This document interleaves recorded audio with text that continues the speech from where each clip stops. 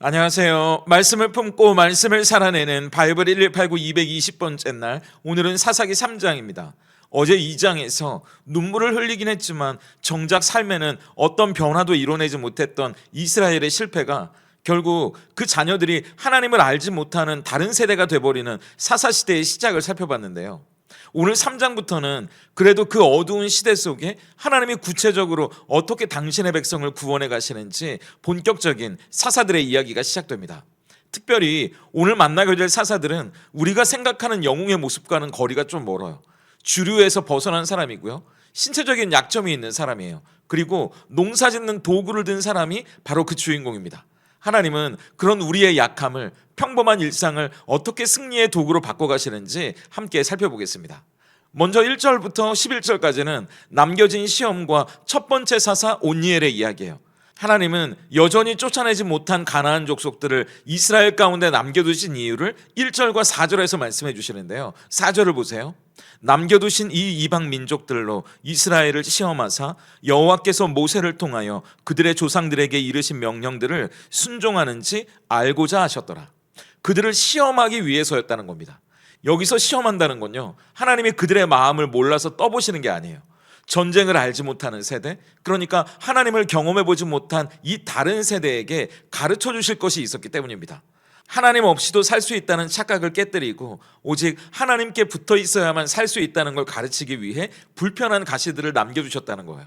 그렇다면 이스라엘은 그 시험을 잘 치러낼까요? 6절을 보세요. 그들의 딸들을 맞아 아내로 삼으며 자기 딸들을 그들의 아들들에게 주며 또 그들의 신들을 섬겼더라. 맞서 싸우라고 하나님이 남겨두신 대상들을 오히려 아내로 맞아들이고 가족을 삼았다는 거예요. 이건 단순히 결혼의 문제가 아니죠. 그들의 문화를 받아들이고 그들의 가치관을 수용하고 마침내 그들인 우상인 바알과 아스타롯 앞에 무릎을 꿇었다는 뜻입니다. 그 결과는 당연히 하나님의 진노였죠. 그들에게 가르치려고 남겨둔 시험을 치르지 않는다면 이제 다른 시험을 치르게 하시는데, 그게 메소포타미아 왕 구산 리사다임입니다. 이 이름의 뜻이 두 배나 악한 구산이라는 말이거든요. 그러니까 뭐 피하려다가 뭘 만난 격이 된 거죠. 하나님을 떠난 대가는 두 배나 더 악독한 주인을 섬기는 고통이었다는 걸 기억해야 합니다. 그런 일을 겪고 나서야 비로소 이스라엘이 하나님께 부르짖기 시작하거든요. 그때 하나님이 세우신 첫 번째 사사가 갈렙의 조카 온니엘이에요. 첫 번째 사사 온니엘이 어떤 일을 했는지 10절을 보세요. 여호와의 영이 그에게 임하셨으므로 그가 이스라엘의 사사가 되어 나가서 싸울 때에 여호와께서 메소포타미아 왕 구산 리사다임을 그의 손에 넘겨주심에 온니엘의 손이 구산 리사다임을 이기니라. 성경은 이 온니엘이 승리한 이유를 하나님의 영이 그에게 임했기 때문이라고 이야기하는데요. 이건 하나님이 온니엘을 사로잡아서 하나님의 대리자, 하나님의 도구로 사용하셨다는 의미로 이해하시면 됩니다. 그러니까 온니엘이 칼을 휘두르는 것 같지만 실제로는 하나님의 영이 그 전쟁을 지휘하고 계셨다는 거예요. 우리가 세상에서 승리하는 비결도 마찬가지입니다. 내 스펙, 내 경험을 우리가 칼처럼 휘두르는 게 아니라 하나님의 영, 성령께서 내 인격과 내 삶을 사로잡으실 때, 그때에서야 우린 저 강한 세상을 이길 수 있는 거 아니겠어요? 온니엘이 하나님의 영에 사로잡히자 8년간의 종살이가 끝나고 40년간의 평안이 찾아오는데, 이렇게 한 사람이 성령 충만하면 공동체의 운명이 바뀌는 겁니다. 저와 여러분이 성령으로 충만하다면 우리 가정이, 우리 일터가, 우리 교회가 바뀔 수 있는 거예요. 이어지는 12절부터 31절까지는 왼손잡이 사사 에훗, 그리고 사사 삼갈의 이야기인데요. 온니엘이 죽고 평안했던 40년이 지나자 이스라엘은 또 여호와의 목전에 악을 행하게 되는데, 평화가 익숙해지니까 다시 죄를 찾아 움직이는 거죠. 그러자 하나님이 이번에는 모압의 왕 에글론을 쳐들어오게 하셔서 18년 동안이나 이스라엘을 괴롭게 하시는데요. 하나님이 이번에 사용하신 사람은 두 번째 사사 베냐민 사람 에훗입니다. 15절은 에훗을 이렇게 소개하는데요. 이스라엘 자손이 여호와께 부르짖음에 여호와께서 그들을 위하여 한 구원자를 세우셨으니 그는 곧 베냐민 사람 게라의 아들 왼손잡이 에훗이라. 그런데 참 아이러니하게도 이 베냐민이라는 지파의 이름의 뜻이 뭔지 아세요? 오른손의 아들이라는 뜻입니다. 가장 강력하고 능력 있는 이 오른손을 상징하는 지파에서 역설적으로 왼손잡이가 태어난 거예요. 그런데 예전에 이 왼손잡이라는 말에 담겨있는 뜻은 오른손이 묶인 사람, 그러니까 이 오른손을 쓰지 못하는 일종의 장애를 가진 사람이었다는 겁니다. 고대의 이 오른손은 힘과 권위의 상징이었잖아요. 그러니까 에웃은 태어날 때부터 주류에서는 좀 밀려난 사람이었을 거예요. 오른손의 아들 지파인데 이 오른손을 못 쓰는 사람이니까요. 그런데 하나님은 세상이 비웃는 그 치명적인 약점을 세상이 감당하지 못할 기가 막힌 무기로 바꾸십니다. 이 에웃이 모압의 왕에게 공물을 바치러 갔다가 왕을 독대하게 되거든요. 그런데 보통 사람들은 칼을 오른손으로 뽑기 위해서 왼쪽 허벅지에 차잖아요. 그러니까 왕의 호위병들은 당연히 암살을 대비해서 이 왼쪽 허벅지를 수색했을 거예요. 하지만 에웃은 왼손잡이였기 때문에 오른쪽 허벅지에 칼을 숨겨서 찼거든요. 16절을 보세요. 에웃이 길이가 한 규빗 되는 좌우에 날선 칼을 만들어 그의 오른쪽 허벅지 옷 속에 차고, 에웃은 그렇게 숨겨둔 칼로 이스라엘을 18년간 괴롭혔던 모압의 왕 에글론을 죽이고 이스라엘을 구원해내는 두 번째 사사가 됩니다.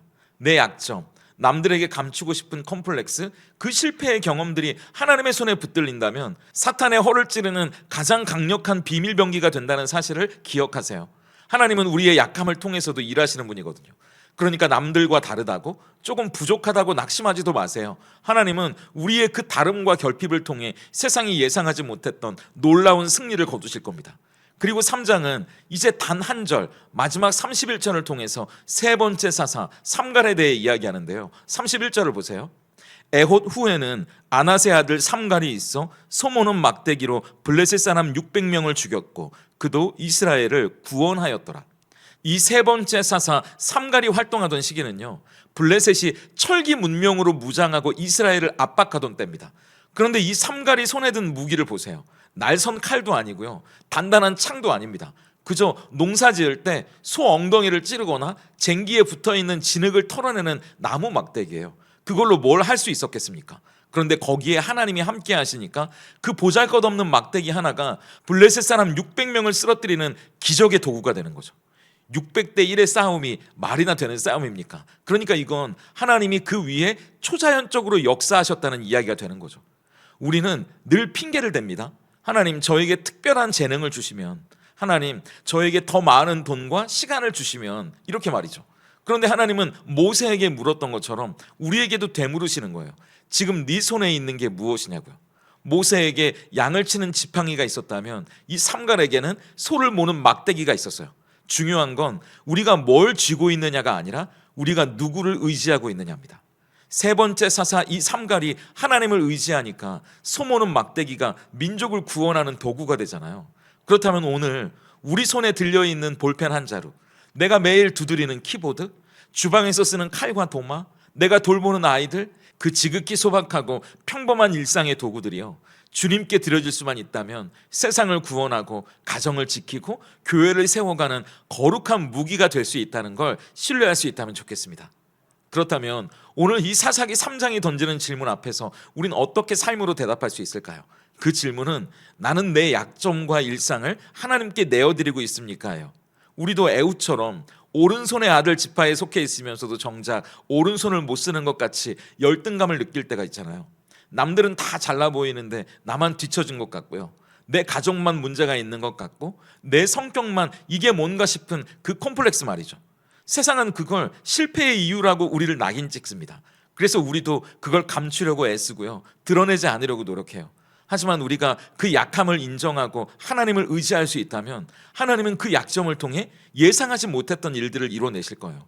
바울이 내가 약한 그때 강함이라고 고백했던 것처럼 내 약점을 하나님께 드릴 수만 있다면 그곳이 하나님이 일하시는 출발점이 될 겁니다. 약점뿐만이 아니죠. 지금 내가 처한 환경, 내가 지금 하고 있는 일, 내 손에 들려있는 작고 평범한 것이라고 해도 삼갈처럼 하나님께 내어드릴 수 있다면 하나님은 거기서도 일하기 시작하실 거예요. 주부에게는 매일의 식사 준비가, 직장인에게는 반복되는 업무가, 학생에게는 지루한 학업이 삼갈의 막대기 아니겠어요? 남들이 보기엔 별 볼 일 없어 보일 수도 있을 거예요. 이걸로 무슨 세상을 바꾸겠나 싶을지도 모릅니다. 그런데 우리가 믿음으로 그 막대기를 휘두를 때, 그러니까 내가 있는 자리에서 성실하게 믿음으로 살아낼 때 우리의 삶을 위협하는 저 블레셋 같은 문제들을 하나님이 해결해 가시는 걸 보게 될 겁니다. 대단한 뭔가가 아니어도요, 오늘 우리가 살아가는 그 평범한 일상을 하나님께 드리고 최선을 다해 살아갈 수만 있다면 하나님은 우리의 평범함을 통해 당신의 비범한 일을 이루어 가실 겁니다. 함께 기도하겠습니다. 약한 자를 들어 강한 자를 부끄럽게 하시고 미련한 자를 들어 지혜로운 자를 부끄럽게 하시는 역전의 하나님 감사합니다. 온니엘에게 임하셨던 여호와의 영이 오늘 메마르고 지친 성도님들 위에도 충만하게 임하길 소망합니다. 배경도 능력도 없는 우리지만 성령께서 우리의 주인이 되어주시면 능히 세상을 이길 수 있음을 신뢰하기 때문입니다. 에훗처럼 남들에게 말 못할 아픔과 약점, 씻을 수 없는 콤플렉스를 안고 살아가는 성도님들도 위로해 주시는 오늘이길 원합니다.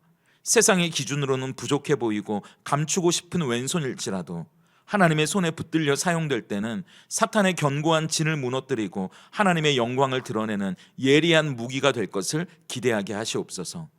나의 부족함이 하나님의 능력이 머무는 통로가 됨을 깨닫고 더 하나님을 의지하게도 하시옵소서. 또한 우리 손에 들린 것이 삼갈의 소무는 막대기처럼 너무나 초라하고 평범해 보일지라도 불평하지 않겠습니다.